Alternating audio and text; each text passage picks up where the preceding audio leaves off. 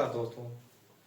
क्या Iran Israel युद्ध खत्म होगा या ये ऐसे ही अभी लंबे समय तक चलता रहेगा? जहाँ तक देख रहे हैं कि पाकिस्तान और ग्रीस, टर्की, इजिप्ट, सऊदी अरब, कतर ये सब मिलकर समझौता कराने की कोशिश कर रहे हैं। एक तरफ बातचीत चल रही है कि पेशकश हो रही है कि किसी तरह अमेरिका चाहता है कि ये बैक चैनल बातचीट हो और ये युद्ध समाप्ति की तरफ बढ़े। दूसरी तरफ उसके ग्राउंड ट्रूप्स और नेवी सील्स के कमांडोज धीरे धीरे गल्फ कंट्री में, मिडिल ईस्ट में बढ़ते जा रहे हैं। उसके इस टाइम उसके सैनिकों की संख्या लगभग 50,000 हो गई है। और इस युद्ध के बाद वहां पे एक फतवा जारी करता है ईरान की तरफ से किया था, जो कि परमाणु बम के खिलाफ था, लेकिन अब उन्होंने उसको भी हटाने के बारे में सोच रहे हैं कि नहीं, हम परमाणु बम का डिफरेंस रखेंगे तभी हम सुरक्षित रहेंगे। तो ये खैर दुनिया के लिए खराब, बहुत खतरनाक बात होगी और ऐसा नहीं होना चाहिए। और अमेरिका इजराइल को भी पाकिस्तान के खिलाफ, माफ कीजिएगा, ईरान के खिलाफ युद्ध को रोकना चाहिए, बातचीत से इस मसले को हल करना चाहिए, ताकि दुनिया में ये जो फ्यूल क्राइसिस, एनर्जी क्राइसिस आई है, ये ना आए। और ईरान इसके लिए बातचीत कर रहा है और काफ़ी हद तक उम्मीद है कि अभी इजिप्ट, ग्रीस और कतर तीनों के विदेश मंत्री पाकिस्तान में आए थे, जिससे बातचीत चल रही है उसके युद्ध वार रोकने के लिए।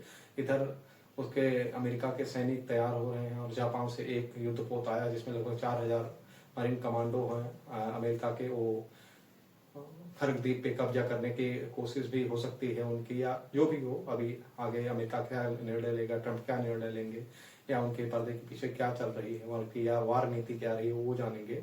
लेकिन हमें उम्मीद है कि बातचीत से मसला हल हो जाएगा, क्योंकि दुनिया का दबाव इस टाइम ट्रंप पे है, इजराइल पे है, और वो लोग भी अब वार की कम बात कर रहे हैं। हालांकि तैयारी पीठ पीछे उनके पर्दे के पीछे चल रही है।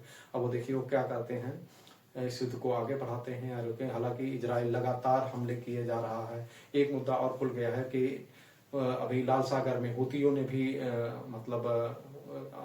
धमकी दी है कि वो वहां पे लाल सागर को बंद कर देंगे, जहां से लगभग दुनिया का 12% का व्यापार होता है। वो भी अगर बंद हो गया तो बड़ी समस्या होगी। पिछले 2023 से ही वो लोग ऑलरेडी अमेरिका और इजराइल से जुड़े हुए या विदेशी जो उधर यूरोप कंट्री हैं उनके शिप्स पर हमला कर ही रहे थे। उसके बाद अमेरिका और ब्रिटेन ने हुतियों पर हमला भी किया था, लेकिन उससे कोई ज्यादा फर्क नहीं पड़ा था।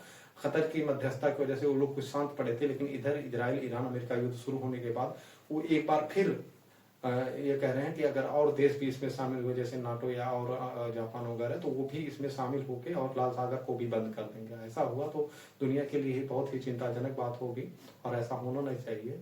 और दुनिया को अपील करनी चाहिए ट्रंप से और उससे और नेतन्याहू से, इजराइल के प्रधानमंत्री से, कि इस वार को जल्दी से जल्द खत्म करें। जो भी उनका अचीवमेंट था लगभग उन्होंने खत्म कर अचीव कर लिया है। जैसे उनके नेवल फ्लीट को खत्म कर दिया है।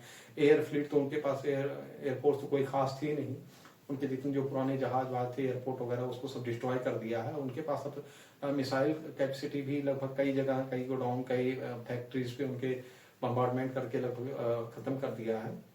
लेकिन ये है कि टेक्नोलॉजी और तकनीकी उनके पास है, वो उस चीज को कभी भी सेटअप कर सकते हैं। चीज है जो कि टेक्नोलॉजी उनके पास है, तो मिसाइल और ड्रोन ये सब कभी भी बना सकते हैं। इस वजह से ये ईरान को पूरी तरीके से हरा पाना या आगे मिसाइल और ड्रोन तकनीक के लिए रोक पाना बहुत ही मुश्किल है, क्योंकि वो उनकी खुद की तकनीक उन्होंने खुद से विकसित किया है।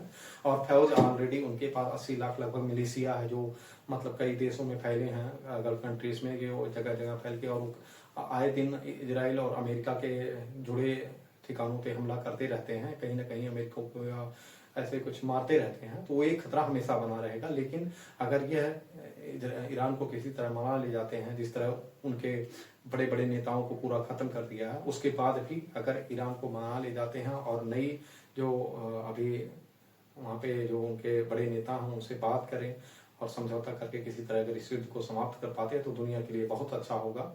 और मेरी आपसे भी अपील है कि आप हमारे चैनल को देखिए, सब्सक्राइब करिए, वीडियो पसंद आए लाइक करिए और सब्सक्राइब करके सपोर्ट करिए, ताकि हमारी आवाज़ और लोगों तक पहुंचे, हमारा चैनल ग्रो करे और हम आपको और बेहतर वीडियो बना के दे पाएँ। जय हिंद, जय भारत, थैंक यू।